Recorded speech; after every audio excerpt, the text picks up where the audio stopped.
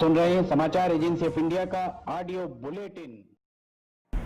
नमस्कार, आप सुन रहे हैं समाचार एजेंसी ऑफ इंडिया में बुधवार 8 जुलाई का राष्ट्रीय ऑडियो बुलेटिन। देश में कोरोना संक्रमण की रफ्तार बढ़ती दिख रही है। बड़ी चिंता की बात यह है कि एक स्टडी में हर दिन नए कोरोना केस का आंकड़ा बढ़कर 11 से 12 गुना ज़्यादा होने की आशंका जताई गई है। मैसाचुसेट्स इंस्टीट्यूट ऑफ टेक्नोलॉजी के 3 रिसर्चरों ने कहा है कि अगर कोविड-19 महामारी के इलाज का वैक्सीन नहीं मिला तो भारत में अगले वर्ष की सर्दियों में हर दिन करीब 3 लाख नए मामले सामने आ सकते हैं। रिसर्चरों ने चेतावनी दी है कि कोविड-19 वैक्सीन या दवाओं के अभाव में भारत में 2021 में सर्दी के अंत तक प्रतिदिन कोरोना वायरस के 2.87 लाख मामले दर्ज हो सकते हैं। MIT के स्लोन स्कूल ऑफ मैनेजमेंट के शोधकर्ता हाजिर रहमान दाद, टी.वाई. लिम और जॉन स्टरमैन द्वारा किए गए अध्ययन के अनुसार दुनिया में 2021 में वसंत के मौसम तक 24.9 करोड़ मामले और 18 लाख मौतें हो सकती हैं। शोधकर्ताओं ने साफ कहा है कि ये अनुमानित आंकड़े वैक्सीन की खोज नहीं होने और इलाज की उपलब्धता के अभाव के मद्देनजर दिए गए हैं। MIT के शोधकर्ताओं ने यह भी कहा कि संक्रमण की दर पूर्व की तुलना में 12 गुना और मृत्यु की दर पहले की तुलना में 50% अधिक है। गृह मंत्रालय ने गांधी परिवार से जुड़े 3 ट्रस्टों की जांच के लिए एक समिति बनाई है। इस समिति के गठन के बाद से राहुल गांधी के तेवर गर्म हो गए हैं। इस बार राहुल गांधी ने PM नरेंद्र मोदी का नाम लेते हुए ट्वीट किया है। उन्होंने ट्वीट में लिखा है कि मिस्टर मोदी मानते हैं कि दुनिया उनके जैसी है। उन्हें लगता है कि हर किसी की कोई कीमत है या उसे धमकाया जा सकता है। वह कभी नहीं समझेंगे कि जो सच के लिए लड़ते हैं उनकी कोई कीमत नहीं होती और उन्हें धमकाया नहीं जा सकता है। दरअसल गृह मंत्रालय ने गांधी परिवार से जुड़े 3 ट्रस्टों की जांच के लिए एक समिति बनाई है। Rajiv Gandhi foundation, Rajiv Gandhi charitable trust और इंदिरा गांधी मेमोरियल ट्रस्ट के वित्तीय लेन देन में गड़बड़ी के आरोप हैं। प्रवक्ता के मुताबिक एक इंटर मिनिस्ट्रियल कमेटी इन तीनों ट्रस्ट के वित्तीय लेन देन की जाँच करेगी। तीनों ट्रस्ट पर prevention of money laundering act, foreign contribution regulation act और इनकम टैक्स एक्ट के प्रावधानों का उल्लंघन का आरोप है। राजस्थान माध्यमिक शिक्षा बोर्ड ने इस वर्ष हुई कक्षा 12वीं की परीक्षा का परिणाम जारी कर दिया है। राज्य शिक्षा मंत्री गोविंद सिंह डोटासरा ने राजस्थान बोर्ड 12वीं साइंस के रिजल्ट की घोषणा की। आधिकारिक वेबसाइट पर रिजल्ट जारी कर दिया गया है। अपराधी विकास दुबे, इस समाचार को फिर से सुन लीजिए। अपराधी विकास दुबे अभी भी पुलिस की गिरफ्त से दूर बना हुआ है, लेकिन उसके बारे में कई चौंकाने वाले खुलासे हो रहे हैं। उसके आतंक से इलाके ही नहीं, परिवार के लोग भी परेशान थे। अब पुलिस ने मध्य प्रदेश के शहडोल से उसके साले को गिरफ्तार किया है। रिश्ते में साले ज्ञानेंद्र ने गिरफ्तारी से पहले विकास दुबे को लेकर कई चौंकाने वाले खुलासे किए हैं। उसकी करतूत की वजह से साले को कानपुर छोड़ना पड़ा। ज्ञानेंद्र ने उसकी शादी के बारे में खुलासा किया है। शायद उस राज से ज़्यादातर लोग अनजान थे। गैंगस्टर विकास दुबे के साले ने कहा कि उसकी मेरी बहन से शादी नहीं हुई है, हम दोनों अलग अलग जाति के हैं। उसने बहन को भगाकर लव मैरिज किया था। कुछ दिनों तक उसके परिवार से मेरा संपर्क रहा, लेकिन बाद में वह खत्म हो गया। विकास दुबे के साले ने खुलासा किया है कि मेरी बहन से लव मैरिज के बाद कानपुर वाले मेरे घर का गलत कामों के लिए उसने इस्तेमाल शुरू कर दिया था। वहां से कई अनैतिक काम कर वह घर पर कब्जा बनाए हुए था। उसने बताया कि किसी तरह से उन लोगों ने उसके चंगुल से अपने घर को छुड़वाया।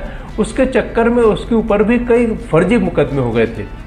गैंगस्टर विकास दुबे की वजह से कानपुर में उसके साले की बदनामी हो रही थी। केस से बरी होने के बाद उसने डर से कानपुर छोड़ दिया। अब शहडोल के बुढ़ार में रहकर वह अपना कारोबार करता है, लेकिन यूपी में 8 पुलिसकर्मियों की हत्या के बाद विकास दुबे का साला फिर से पुलिस की राडार पर है। यूपी STF की टीम ने उसके शहडोल स्थित घर पर दबिश दी है। बिहार में तेजी से बढ़ रहे कोरोना संक्रमण के मामलों ने हड़कंप मचा दिया है। बुधवार को एक दिन में राज्य के अलग अलग जिलों से 700 से ज्यादा कोरोना पॉजिटिव केस सामने आए हैं। इनमें से 200 से भी ज्यादा केस सिर्फ राजधानी पटना के हैं। पटना के हालात को देखते हुए जिलाधिकारी ने जिले में 10 से 16 जुलाई तक पूर्ण लॉकडाउन लगाने का आदेश जारी कर दिया है। लॉकडाउन के चलते जिले के सभी धार्मिक स्थलों को फिर से लॉकडाउन किया गया है। संपूर्ण लॉकडाउन के दौरान फल, सब्जी, मांस, मछली की दुकानें सुबह 6 बजे से सुबह के 10 बजे तक और फिर शाम को 4 बजे से 7 बजे तक ही खुल सकेंगी। सोने चांदी की कीमतों में आज बड़ा उछाल देखने को मिला। आज सोना एक नया इतिहास रचते हुए ऑल टाइम हाई 49,122 रुपये प्रति 10 ग्राम पर पहुंच गया। बुधवार सुबह देश भर के सर्राफा बाजारों में 24 कैरेट सोने का हाजिर भाव 510 रुपये प्रति 10 ग्राम उछलकर 48,954 रुपये पर खुला और शाम को यह 49,122 रुपये पर पहुंच गया। सोने के रेट में आज 678 रुपये का प्रति 10 ग्राम का उछाल आया। इससे पहले 1 जुलाई को सोना 48,980 रुपये पर पहुंच गया था। वहीं चांदी आज 1270 रुपये प्रति किलोग्राम की तेजी के साथ 50,140 रुपये पर पहुंच गई। तमिलनाडु के डी शिवन की कहानी किसी प्रेरणा से कम नहीं है। अपने कामों को बखूबी निभाना और जिम्मेदारियों का निर्वहन करने की कला के चलते डी शिवन अपने रिटायरमेंट के बाद सोशल मीडिया पर मशहूर हो चुके हैं। सोशल मीडिया यूजर्स उनकी तारीफों के पुल बांध रहे हैं। साधारण से दिखने वाले शिवम का काम असाधारण कहा जाए तो अतिशयोक्ति नहीं होगी। शिवम रोजाना 15 किलोमीटर पैदल घने जंगलों से गुजरकर लोगों की डाक उन तक पहुंचाते थे। इस काम के दौरान कई बार उनका सामना जंगली जानवरों से हुआ, लेकिन वह पीछे नहीं हटे।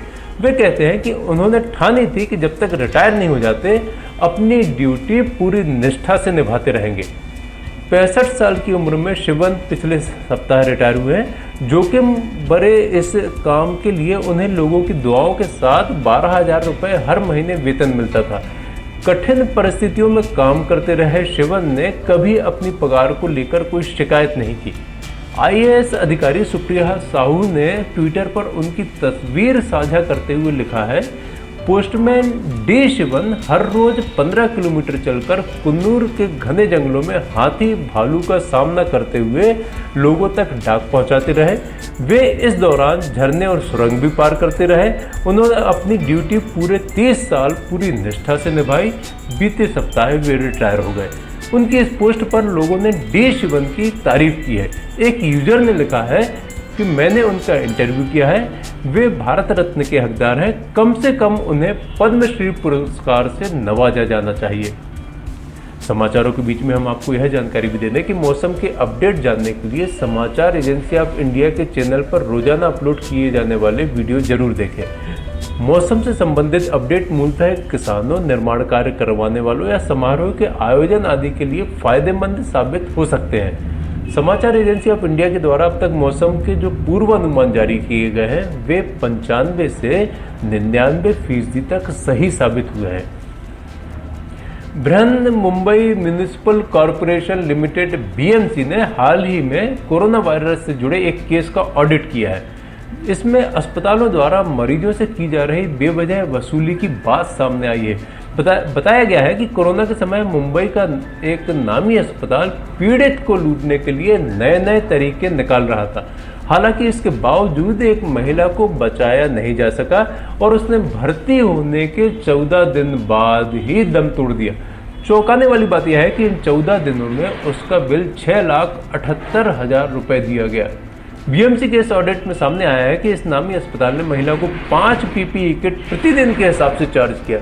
इसके अलावा उसे प्रतिदिन 3N95 मास्क के लिए चार्ज किया गया, जो कि आमतौर पर PPE किट में ही फिटेड होते हैं। रिपोर्ट में यह भी सामने आया कि अस्पताल ने महिला पर बेवजह कोरोना टेस्ट किए और इनमें से ज़्यादातर टेस्ट देर रात 1 बजे से लेकर रात 3 बजे तक किए गए ताकि अस्पताल उससे ज़्यादा पैसे चार्ज कर सके। बताया गया है कि महिला को 31 मई को अस्पताल में दाखिल कराया गया था और जून 13 को उसकी मौत हो गई। ऑडिट रिपोर्ट के आधार पर ही BMC ने इस नामी अस्पताल के खिलाफ शिकायत दर्ज कराई, जो बाद में FIR में तब्दील हो गई। इसे IPS की धारा 188 एपिडेमिक एक्ट के तहत नियमों के उल्लंघन और धारा 34 के तहत केस दर्ज किया गया है। इस FIR में अस्पताल के ट्रस्टी और चेयरमैन का नाम शामिल है। इसमें कहा गया है कि मरीज को पैरासीटामोल, विटामिन बी कॉम्प्लेक्स और एस्पिरिन जैसी कुछ अन्य बेसिक दवाओं तक के लिए चार्ज कर लिया गया, जबकि ये दवाएं अस्पताल में कम से कम दर पर या मुफ्त पैकेज में ही मिलती हैं। केंद्रीय कैबिनेट ने कर्मचारियों और कंपनियों को बड़ी राहत देते हुए एम्प्लॉइज प्रोविडेंट फंड में अपने योगदान को 3 महीनों के लिए और बढ़ाने का ऐलान किया है। केंद्रीय सूचना एवं प्रसारण मंत्री प्रकाश जावड़ेकर ने मीटिंग की जानकारी देते हुए कहा कि सरकार ने अगले 3 महीनों जून से अगस्त तक पीएफ में अपनी तरफ से योगदान करने का फैसला लिया है। सरकार की ओर से ही कर्मचारियों के पीएफ खाते में कंपनी का 12% हिस्सा और एम्प्लॉय का 12% शेयर जमा किया जाएगा। यह सुविधा ऐसी कंपनियों को दी जा रही है जहां 100 से कम कर्मचारी हैं या फिर 90% कर्मचारियों की सैलरी 15,000 से कम है। श्री जावड़ेकर ने कहा कि यह योगदान सरकार पीएम गरीब कल्याण योजना के तहत देगी। सरकार के मुताबिक इस पर उसकी ओर से 4,860 करोड़ रुपए का खर्च आएगा और इससे 72 लाख कर्मचारियों को सीधे तौर पर लाभ होगा। इसके अलावा इससे 4 लाख कंपनियों को इससे लाभ होगा।